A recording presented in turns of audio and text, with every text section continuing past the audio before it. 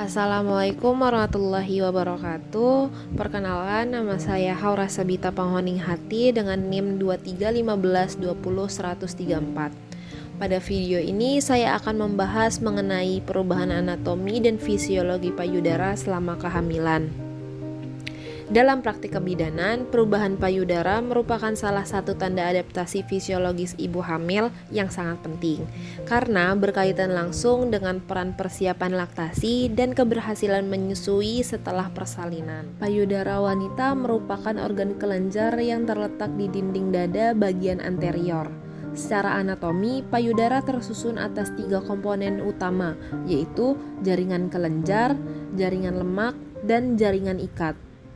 Jaringan kelenjar berperan dalam produksi ASI. Jaringan lemak menentukan bentuk dan ukuran payudara, sedangkan jaringan ikat berfungsi sebagai penyangga.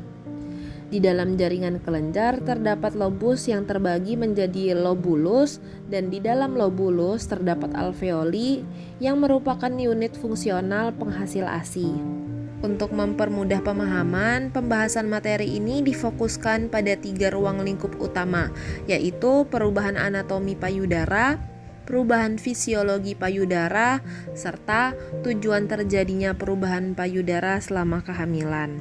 Selama kehamilan, payudara mengalami perubahan anatomi yang cukup jelas. Payudara menjadi lebih besar, lebih berat, dan lebih terasa padat akibat pertumbuhan jaringan kelenjar serta peningkatan aliran darah.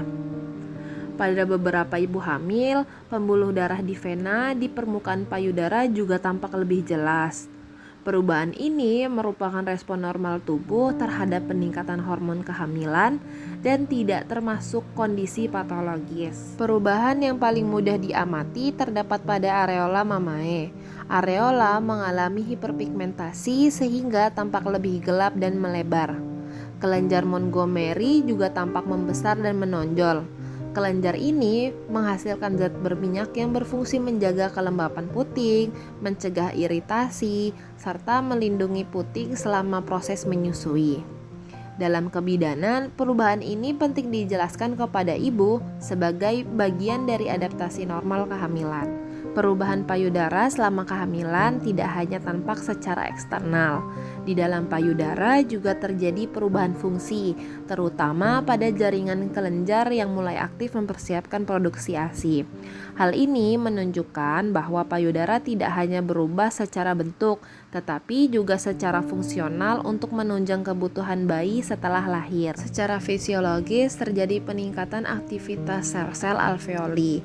Sel-sel ini mulai memproduksi kolostrum, terutama pada trimester akhir kehamilan.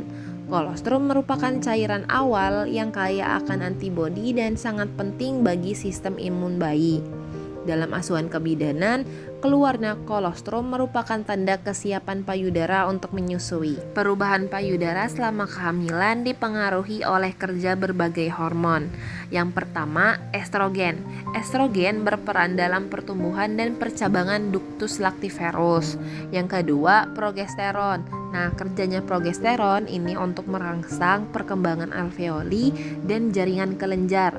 Yang ketiga, prolaktin dan laktin.